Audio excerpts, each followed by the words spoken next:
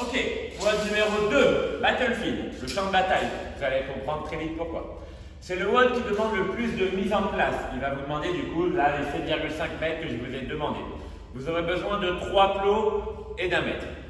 Le but va devoir être placer un plot à n'importe quelle ligne.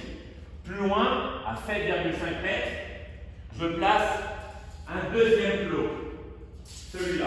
Vous allez, avec votre mètre, mesurer du coup la distance. Avec votre caméra, vous allez venir mesurer que je vois bien qu'il est 7,5 mètres et pas 5 mètres, sinon c'est inégal pour les autres. À partir de ce plot-là, vous allez passer à un autre plot d'1 mètre. De milieu à milieu du plot, 1 mètre que vous allez pareil filmer. Donc, du premier plot au dernier plot, 7,5. De ce plot-là à ce plot-là, 1 mètre. Ce sera bien écrit dans le texte de l'explication du WOD. Le WOD se compose de 5 tours à réaliser le plus rapidement que possible.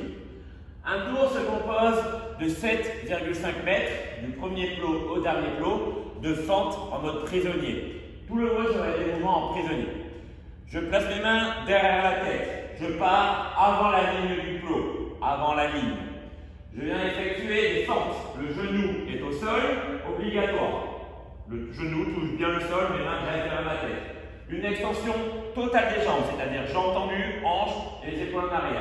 Je suis bien droit. J'absente de jambes, le genou au sol. Les deux jambes se retrouvent à la même ligne. Genou au sol, deux jambes à la même ligne. Succès. Je dépasse le dernier plot. Je dois forcément le dépasser. Aller plus loin que le dernier plot. Vous ne pouvez pas vous arrêter ici et avancer. Vous devez, votre fente doit se terminer après la ligne du dernier plot. Obligatoire.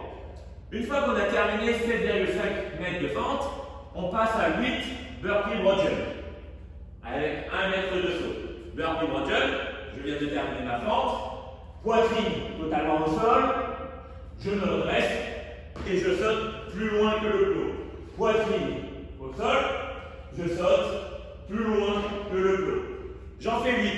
Une fois que j'en ai fait 8, je replace mes mains derrière la tête et je refais mes fentes. Genou au sol, extension les pieds alignés au même endroit. Ici, je vais devoir faire une grande fente ou plusieurs fentes. Je peux très bien aller chercher ici ou faire une petite fente, mais je suis obligé d'en faire une dernière après. Et ensuite, 12 prisonniers gaiters. Vous gardez les mains derrière la tête, vous placez un genou au sol, le deuxième, et je me relève. Ça fait 1. Genou, genou, pied, pied, ça fait 2. Genou, genou, pied, pied, debout. Extension totale à chaque fois. Vous ne pouvez pas simplement faire ça.